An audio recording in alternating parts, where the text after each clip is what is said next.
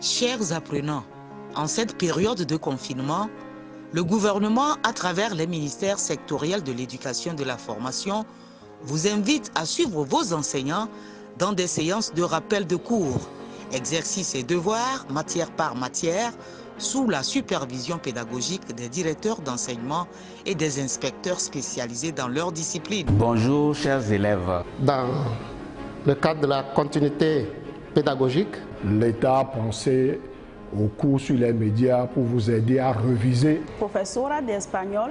Inspecteur chargé de physique-chimie. Today, we are going to start our first session of revision. Vous aurez à suivre attentivement. À partir de leur poste téléviseur, il y en a qui nous suivent à partir de leur radio. Si vous êtes prêts, nous allons commencer. La valeur réelle de la philosophie. Il y a certaines erreurs que vous commettez dans ce type d'exercice. Ces rappels de cours sont mis à votre disposition à travers les radios, les télévisions et les applications web. En cette période de Covid-19, suivez les cours, faites vos exercices et continuez d'apprendre vos leçons en attendant le retour à l'école.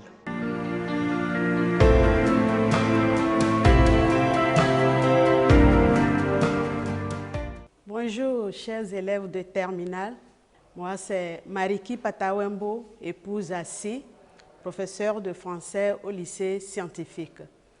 Aujourd'hui, nous allons nous entretenir sur écrivain et société. C'est une leçon que vous avez déjà copiée et j'espère que vous êtes déjà prêts avec vos cahiers et vos stylos pour qu'ensemble nous puissions réviser ce qu'on a déjà copié. Donc, à la fin de cette séance, vous devez être capable ou à mesure d'établir le rapport entre l'écrivain et la société, de reconnaître les fonctions de la littérature, de porter des réflexions sur des sujets. C'est autour de ces 3 points que notre séance va se dérouler. Donc, avant d'établir la relation entre l'écrivain et la société, nous allons essayer de nous rappeler certaines notions, la notion de littérature, de l'écrivain et de la société. D'abord, la notion de littérature. Qu'est-ce qu'on entend par littérature? D'aucuns diront la littérature, c'est l'ensemble des œuvres écrites. Je dirais c'est vrai, mais cette définition semble être incomplète. D'autres diront la littérature, c'est tout ce qu'on écrit. Et je dirais, vous êtes en train d'écrire ou vous avez déjà écrit, mais vous n'êtes pas encore des écrivains. Donc il reste quelque chose à cette définition. Pour définir le mot littérature, nous pouvons remonter à son origine. Et la littérature, le mot littérature vient du latin literatura, qui signifie écriture. Nous pouvons alors dépasser le cadre de l'écriture et considérer la littérature comme l'ensemble des œuvres écrites ou orales auxquelles on reconnaît une finalité esthétique. Vous me direz, Madame, c'est quoi l'esthétique dans une œuvre littéraire? L'esthétique dans une œuvre littéraire réside dans la manière de dire les choses. Ce qui différencie l'œuvre littéraire des autres livres, c'est sa valeur esthétique. Ça veut dire quoi? C'est le choix de mots que l'auteur fait, le choix des mots, leur combinaison dans un style éclatant, avec le souci de susciter chez le lecteur un sentiment quelconque. Ça peut être du plaisir, de la joie, un sentiment de révolte, un sentiment de pitié. C'est ça la littérature. Donc, qu'est-ce qu'on entend par écrivain? L'écrivain, c'est une personne physique qui a vécu ou qui vit encore, qui écrit des œuvres littéraires. C'est celui-là qui met sa plume au service de sa société. Ça veut dire quoi? Qu'il s'intéresse aux problèmes de la société. Il n'est pas indifférent à ce qui se déroule autour de lui. Il n'est pas un être supranaturel. il est un individu de la société et par conséquent, il vit les mêmes problèmes que la société. Il ne doit pas être indifférent. On peut rassembler dans la grande famille des écrivains, des romanciers, des dramaturges, des poètes, des essayistes ou des nouvellistes. Et nous allons passer alors à la notion de société. Qu'est-ce qu'on entend par société? La société, tout le monde peut donner la définition. On peut dire que c'est un groupement d'êtres humains, c'est un ensemble d'hommes. Nous allons retenir ensemble que la société, c'est l'ensemble des individus vivant dans une communauté, dans un milieu donné et régis par les mêmes lois. Ça veut dire quoi? Ça veut dire que dans une société, il y a des lois. C'est ce qui donne le droit de citer aux faibles comme aux forts. S'il n'y a pas les lois, on serait dans une jungle. Et la société, c'est également ceux à qui l'écrivain adresse son message. Donc, et ainsi dit, nous allons essayer de voir le rapport, le lien qui existe entre l'écrivain et sa société. Que représente donc l'écrivain pour la société? L'écrivain, c'est l'éclaireur, l'éveilleur des consciences de la société, un guide. Et Victor Hugo dira dans ce sens: ma vie est la vôtre, votre vie est la mienne. Quand je vous parle de moi, je vous parle de vous. Ah, insensé qui croit que je ne suis pas toi. Donc je reprends, ma vie est la vôtre, votre vie est la mienne. Quand je vous parle de moi, je vous parle de vous. Ah, insensé qui croit que je ne suis pas toi.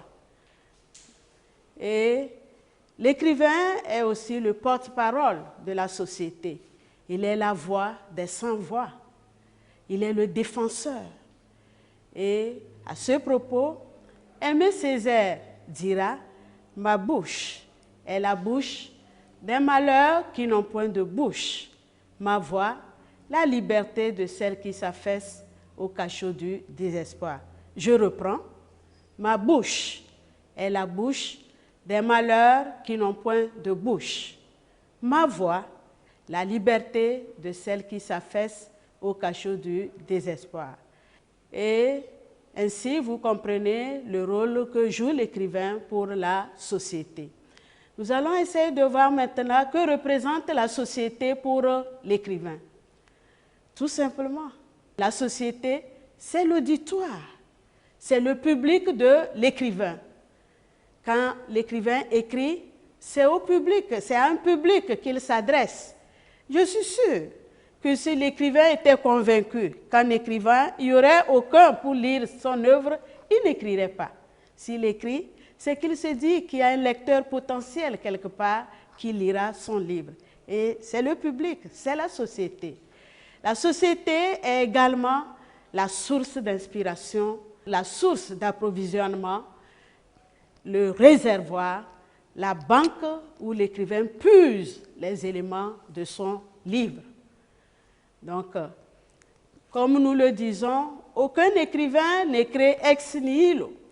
Il s'inspire toujours des éléments de la société, quitte à l'écrivain de les modifier, de les amplifier, de les grossir selon la vision qu'il recherche ou le message qu'il veut faire passer. La société est donc l'objet de la littérature. Donc, nous allons, pour mieux comprendre cette partie, faire recours à certains auteurs. Donc, quelques citations. Madame Germaine de Staël dira « La littérature est l'expression de la société ». Et vous comprenez clairement que pour elle, l'écrivain puise ces éléments dans la société. Et une deuxième citation, je reviens, Madame de Staël, pour ceux qui nous écoutent, pour les auditeurs, Staël s'écrit S-T-A-E-L.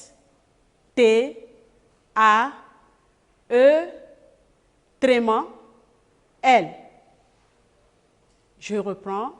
S-T-A-E-L. Madame de Staël, Germaine de Staël. La littérature est l'expression de la société.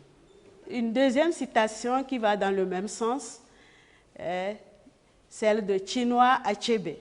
Pour les auditeurs, je crois que vous le connaissez déjà, mais nous allons quand même essayer de voir l'écriture de Chinua Achebe.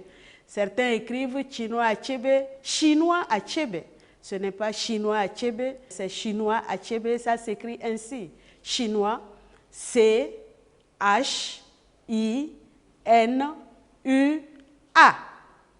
Je reprends, C-H-I-N-U-A.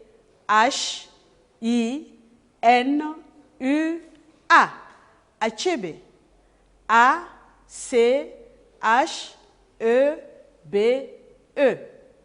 Je le cite donc.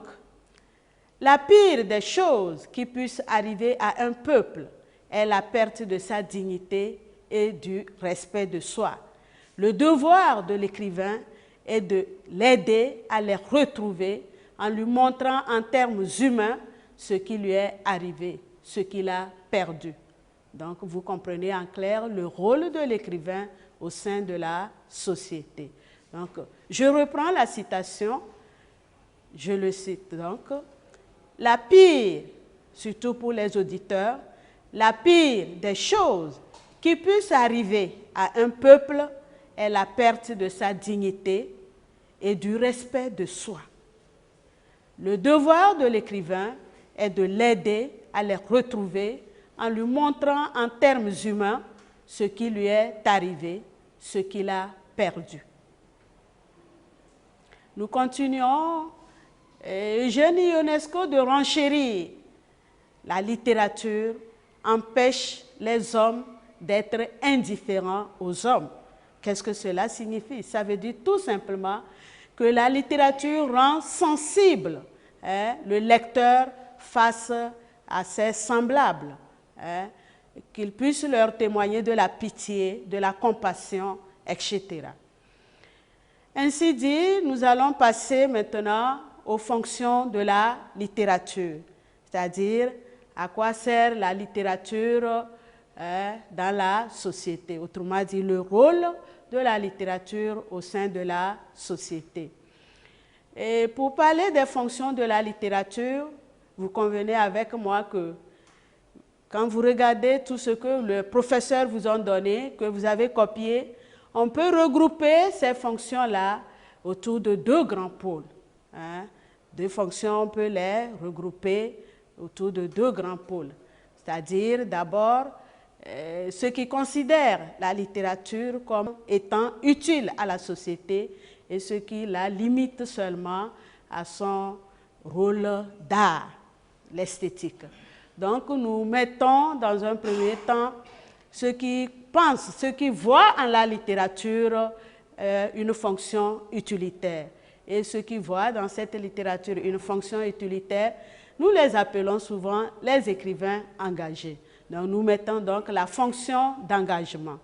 Et je sais qu'on vous a déjà parlé de l'engagement en première, avant que vous ne montiez en terminale. Et on vous a reparlé encore de l'engagement au cours de cette année. Mais nous allons nous rappeler juste ce qu'on entend par engagement.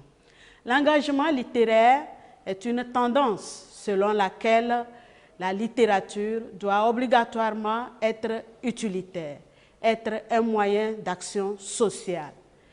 L'écrivain, comme je l'ai déjà dit plus haut, n'est pas un être supranaturel qui vit au-dessus des autres, mais c'est un individu de la société qui vit les mêmes problèmes que la société et il ne peut pas rester indifférent face aux divers problèmes de cette société. Nous pouvons citer le cas des écrivains du XVIIe siècle, Molière, qui à travers ses pièces de théâtre tentait de montrer les travers de la société en vue de la corriger. Nous pouvons citer également Jean de La Fontaine, qui à travers ses fables nous donne des leçons de morale, des leçons de conduite.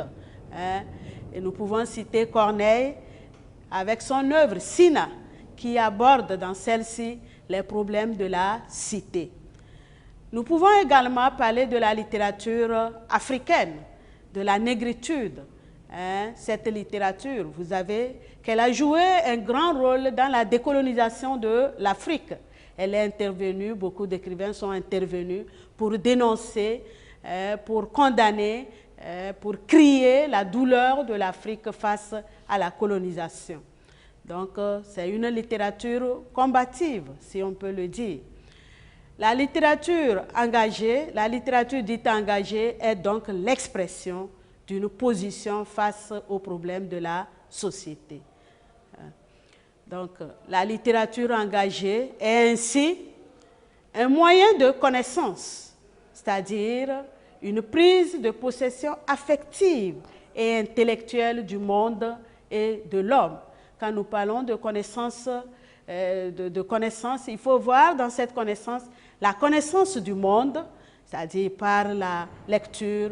Il nous arrive de découvrir d'autres pays que nous n'aurons pas peut-être l'occasion de visiter, mais que nous découvrons à travers la lecture. À travers ce moyen de connaissance, nous pouvons nous découvrir nous-mêmes la connaissance de soi et découvrir l'autre pour mieux l'accepter, mieux le comprendre et mieux cohabiter avec lui.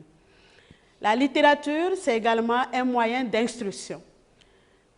Un moyen d'instruction dans ce sens que la littérature a une fonction didactique parce qu'elle participe à l'instruction et à l'éducation de l'homme. Elle participe à l'instruction parce qu'en lisant, nous découvrons de nouveaux mots pour enrichir notre vocabulaire. Nous voyons l'orthographe des mots, nous découvrons des expressions pour améliorer nous-mêmes notre expression écrite ou orale. Elle participe à l'éducation de l'homme par les leçons de morale qu'elle lui donne, qu'elle lui propose. C'est également un moyen d'interrogation.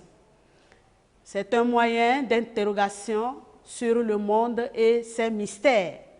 En effet, l'œuvre littéraire doit donner à penser au lecteur.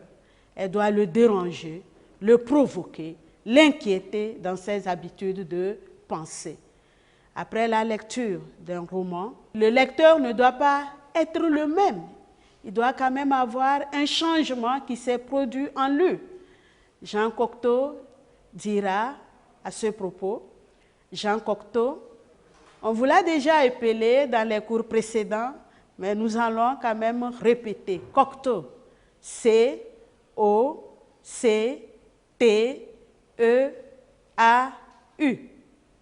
Je reprends pour les auditeurs. Cocteau, C-O-C-T-E-A-U.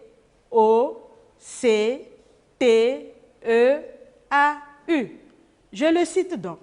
Un beau livre, c'est celui qui sème à foison des points d'interrogation. Ça veut dire que le livre nous pousse à nous remettre en cause, à nous interroger, à avoir une autre vision. La littérature, c'est également une arme de combat. La plupart du temps, quand on parle de la fonction d'engagement, certains la limitent seulement à cette fonction-là, c'est-à-dire une arme de combat. Effectivement, c'est une arme de combat dans ce sens qu'elle prend parti dans les problèmes de la société, elle vise un changement et une amélioration des conditions de vie. Nous pouvons prendre l'exemple de Germinal d'Émile Zola, et vous l'avez étudié, vous avez lu cette œuvre, ou que vous l'avez déjà étudiée en première, et vous savez qu'elle nous parle de l'exploitation des ouvriers par les bourgeois au XIXe siècle. Un deuxième exemple, la littérature africaine de la négritude et d'après les indépendances. Si vous faites l'historique de la littérature africaine, vous allez constater que c'est une littérature qui est née dans le contexte colonial et elle est dans sa majorité une littérature de combat. Avant les indépendances, elle est intervenue dans la lutte pour les indépendances. Après les indépendances, elle continue par dénoncer les travers de la société africaine. Nous pouvons citer Bryce Parrain qui dit « Les mots sont des pistolets chargés ». Bryce Parrain, Bryce, pour les auditeurs, B-R-I-C-E. Parrain, parrain comme parrain, mais je l'appelle P-A-2-R-A-I-N. Il dit, je le cite, « Les mots sont des pistolets chargés ». Donc, qu'est-ce qu'il faut retenir de tout cela? C'est de dire que la littérature intervient dans les luttes, dans les problèmes de la société. La littérature engagée est également un moyen de représentation sociale. Un moyen de représentation sociale en ce sens qu'elle reflète les réalités sociales. Elle est le miroir de la société. Elle renvoie à la société son portrait pour que la société se retrouve et se corrige. Donc, elle est le reflet de la société. Je vais attirer un peu votre attention. Vous allez trouver des sujets de Bac 2 qui vont vous demander de montrer que la littérature est le reflet de la société. Donc, vous avez des exemples et des citations pour illustrer cette partie. Mais si la consigne vous demande de discuter, alors vous allez montrer dans la deuxième partie, naturellement, que la littérature ne relève pas toujours de la réalité. Comme on vous l'a déjà dit dans les séances précédentes, la littérature est une harmonie entre l'imagination et la réalité. Nous pouvons citer l'exemple de l'Archer Bassari, une œuvre au programme de Modibo Sounkalo Keïta, qui nous parle de comportement de certains dirigeants après certaines autorités, après les indépendances.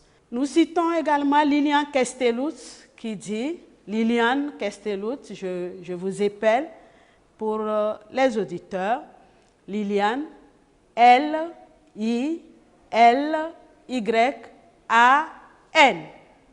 Je reprends, L-I-L-Y-A-N, Kestelutz, K-E-S-T-E-L-O-O-T.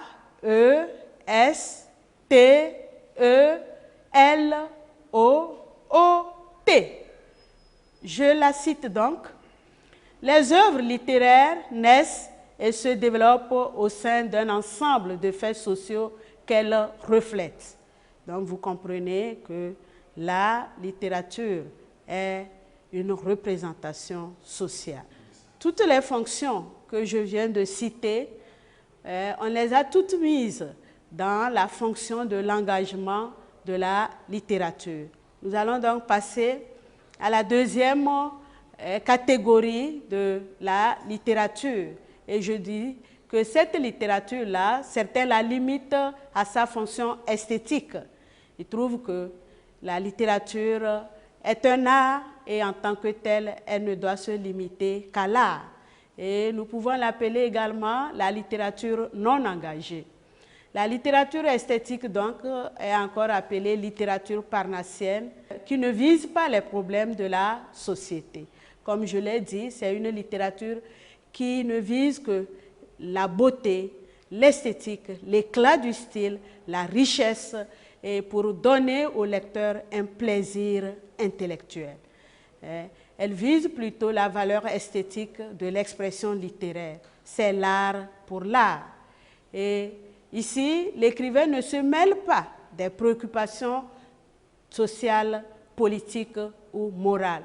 Il s'attache au culte de la forme, de la beauté textuelle. Nous pouvons citer dans cette catégorie Théophile Gautier, Théophile comme Théophile, Gautier, je vous appelle Gautier, G-A-U-T-I-E-R. Je le cite donc, l'art n'est pas la représentation d'une belle chose, mais c'est la belle représentation de la chose. Ce qui compte là, c'est la beauté et non le contenu. C'est la forme et non le contenu. À cette fonction esthétique, nous pouvons ajouter celle de divertissement ou d'évasion. La littérature joue un rôle essentiel dans la vie du lecteur en lui offrant la possibilité de se distraire, de vivre de bons moments et des événements extraordinaires. Ça veut dire quoi? Que certains, en prenant le livre littéraire, ne cherchent pas à s'instruire, ne cherchent pas une connaissance, ne cherchent pas une leçon de morale, mais ils se sentent tout simplement abattus.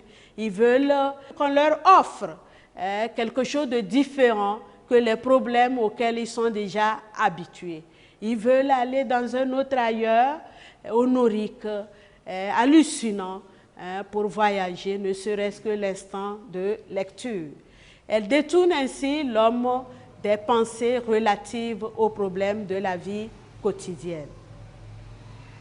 Donc, c'est la fonction évasive de la littérature. Julian Green dira, Green, comme green en anglais, G-R-E-E-N. Julian Green, je le cite, « Le livre est une fenêtre ouverte par laquelle l'on s'évade. » Donc, on ne lit pas pour apprendre quelque chose, on lit juste pour se distraire, pour voyager. Au-delà de toutes ces fonctions, qu'elles soient de l'engagement ou de divertissement, de l'esthétique, toutes ces fonctions se résument dans une seule grande fonction qu'est la communication. Que l'écrivain soit engagé, qu'il soit non engagé, qu'il s'appelle Victor Hugo, Théophile Gautier, Samben Ousmane, le but, l'objectif en écrivant, c'est de communiquer avec le lecteur, c'est de passer un message. Avant de nous séparer, nous allons vous proposer des sujets de réflexion comme exercice de maison, 2 exercices de réflexion. Le premier exercice s'intitule ainsi « Que vous suggère cette affirmation de George Sand qui fait allusion à l'essence de la littérature? L'étude des lettres n'est autre que l'étude des hommes. » Je reprends la citation. « L'étude des lettres n'est autre que l'étude des hommes. » Et le deuxième sujet, c'est la citation d'Henri Troyat qui, évoquant le rôle de l'écrivain dans la société, déclare Henri Troyat, je vous appelle Troyat, Henri avec Y à la fin, Troyat, T-R-O-Y-A-T.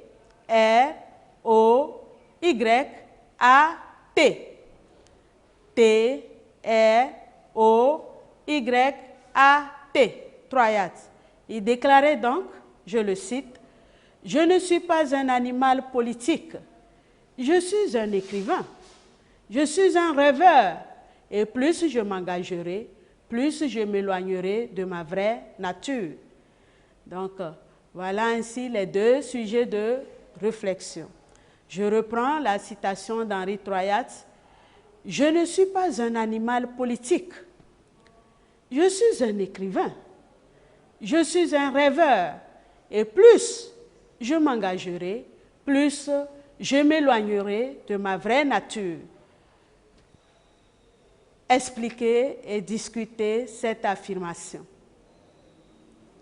Et pour nous résumer, l'essentiel à retenir dans cette séance, nous avons parlé de ce qu'est la littérature, de ce qu'est l'écrivain, de ce qu'est la société.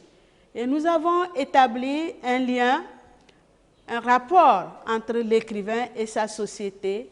Et nous avons dit que l'écrivain écrit pour la société, mais la société est par la même occasion une source d'approvisionnement pour l'écrivain. Nous avons enfin abordé les fonctions de la littérature qu'on peut regrouper autour de 2 grands pôles, les fonctions dites utilitaires que nous avons rangées dans la fonction d'engagement et les fonctions dites esthétiques que nous appelons la littérature non engagée. Donc c'est ce que vous devez retenir et je crois que vous avez pu apprendre quelque chose de cette séance. Vous avez gagné un plus, quelques conseils pour réussir l'épreuve de français. Et pour commencer, comme les uns et les autres l'ont déjà dit, pour réussir l'épreuve de français, il faut lire. Et vous avez pu remarquer que nous avons cité des exemples d'œuvres littéraires, nous avons cité des auteurs. Et si vous ne lisez pas, vous ne pouvez pas apprendre tout cela. Donc vous devez beaucoup lire et lire avec une attention soutenue pour améliorer votre expression écrite ou orale. Et qu'est-ce que nous constatons souvent sur les copies quand on vous donne les sujets? Vous ne prenez pas le temps de les analyser avant de les traiter. Vous ne prêtez pas beaucoup attention. Peut-être que vous avez vu un aspect et vous vous jetez sans réfléchir véritablement au sujet. Il faut prendre le temps de lire le sujet, il faut prendre le temps de l'analyser, d'expliquer les mots et de cerner le terrain sur lequel il faut évoluer.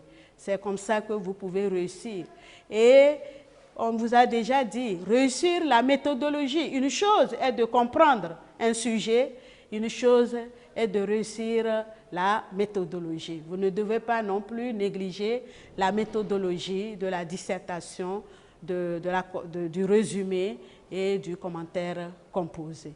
Merci et à la prochaine. Vous avez suivi avec intérêt, j'espère, la prestation de Madame Mariki Patawembu sur le chapitre que vous connaissez très bien, l'écrivain et société. Et dans sa présentation, elle vous a fait comprendre le rapport qu'il y a entre l'écrivain et sa société. Ensuite, elle vous a permis, par des exemples littéraires, par des citations, à vous retrouver en classe, j'espère. Elle vous a donc permis, par sa présentation, de comprendre qu'on peut, en tant qu'élève, pour comprendre ce chapitre, classer les fonctions de la littérature en deux blocs, très simples. Le bloc engagement et le bloc non-engagement. Et dans le bloc engagement, vous avez tout ce que vous savez déjà. La littérature comme arme de combat, la littérature comme moyen didactique et pédagogique pour informer, sensibiliser, pour faire prendre conscience, la littérature comme moyen d'interrogation, etc. Et dans l'autre volet, elle vous a fait comprendre que la littérature n'est pas un moyen utile à la société. Ce n'est pas une œuvre utile à la société. C'est seulement un art. Donc l'esthétique suffit largement. Et aux côtés de cet aspect esthétique, elle vous a rappelé qu'il y a aussi le divertissement qui est un moyen, l'évasion qui est un moyen pour l'auteur d'amener tout lecteur à connaître les aspects esthétiques de son œuvre. Et à la fin, elle vous a donné des sujets de réflexion et que vous aurez aimé, je suis sûr. Moi, j'ai aimé.